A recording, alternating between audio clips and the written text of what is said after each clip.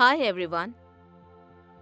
Today in the film Acceptance you saw that how an incident that occurred with Harsh had disappointed him to a great extent. But after his mom made him understand, he accepted his situation and moved on. But there are some people around who never allowed their physical disability to be a hurdle and made themselves so mentally strong that today their names have been etched in Indian mythology and history forever. Some of them are like Gokarn, Surdas ji, and Ashtavakra ji are famous. These renowned people never let their physical disability to be a hurdle in focusing to achieve their goals. Of these, today we will tell you the inspiring story of Rishi Ashtavakra ji.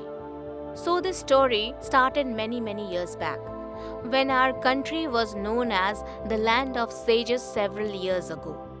This is when geographically the land of our country was known as the ashrams of the rishis and sages. One of such ashrams was that of Rishi Uddalak, which was full of too many able students and sages as his disciples.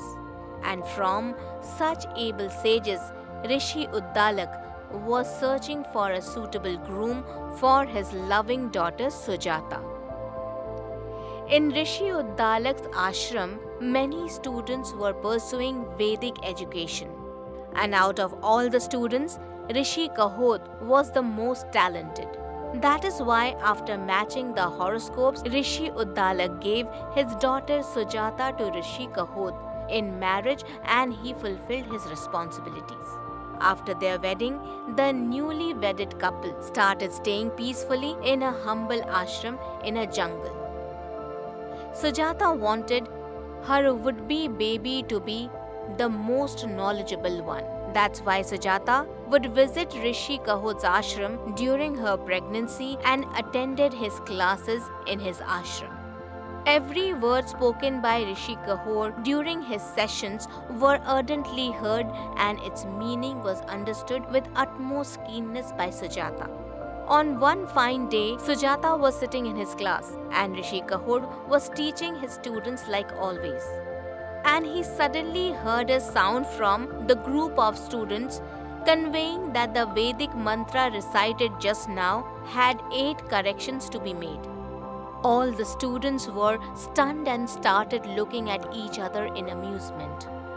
After all, who could have done this mischief in class? And you cannot even imagine Rishi Kahor's anger at that time. But when everyone got to know that these words were not uttered by anyone sitting in his class, but it is the unborn child growing in Sujata's womb, all of them stared at each other in shock and disbelief. And listening to an unborn child's sound from the womb, even Sujata was shocked. But sadly for Rishi Kahor, this incident was unbearable. The child has not even been born yet and he is already questioning his father's knowledge and wisdom. Then what will he do after his birth? Saying this, Rishi Kahor furiously curses his unborn child and said, "Even you would have 8 flaws like this Vedic mantra." But as the time passes, Sujata forgets about this incident.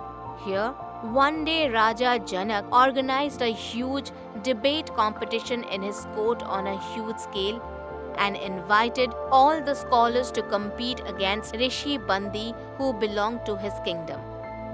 But it is said that it is not at all easy to have a debate with Rishi Bandi.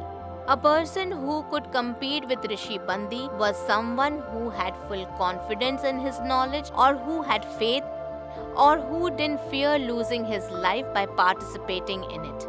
Because Bandi Rishi would make the losers drown in the lake. Kahor Rishi was very confident that no one except him can win in any kind of a debate. And on the basis of this confidence, Rishi Kahor reached the convention. But on the contrary to what Kahor thought, Rishi Bandi wins this debate And as told earlier, Rishi Kahor had to follow what other losers had to follow in the past. Here, after completing 9 months of pregnancy, Sujata delivered a baby boy. And after seeing her baby, she suddenly remembered her husband's curse. He had said, "Even you would have 8 flaws like this Vedic mantra," because the child's body was physically distorted at 8 places. The mother felt very sad after seeing her child in that state. And she also thought that had she not attended her husband's session that day, it would have been better. At least her baby would have been healthy. How will the child be able to live his life in that condition? As time passed by, the child was named Ashtavakra by her, because he was distorted at 8 places. People started teasing Ashtavakra due to his physical condition. And when Ashtavakra grew up, he came to know the reason of his father Rishi Kahor's death from his mother. So Ashtavakra reached Raja Janak's court with his maternal uncle to meet him, and clearly tells Raja Janak that he would like to have a debate with Rishi Bandi. Raja Janak was very shocked to see Ashtavakra's confidence at such a tender age, and gives Ashtavakra the permission to have a debate in his court with Bandi Rishi. This debate goes on for quite some time, and the people present over there were very shocked to see that Ashtavakra was scoring more points than Rishi Bandi. On many topics, Rishi Bandi was struggling to give correct answer to Ashtavakra's questions. And Ashtavakra would be so prompt in answering Bandi Rishi's questions correctly that Raja Janak could not help but kept appreciating him every now and then. After a long debate, Rishi Bandi finally gave up and lost the debate, and Ashtavakra won the debate. Everyone present in Raja Janak's court were very impressed by Ashtavakra's knowledge. When Raja Janak asked him as to what would he like as a reward for this huge victory, then Ashtavakra calmly replied that even Rishi Bandi should get the same punishment like other losers did due to Rishi Bandi's arrogance and adamance in the past. And before Raja Janak could give Ashtavakra his permission, Rishi Bandi told Raja Janak that he was the son of Lord Varun.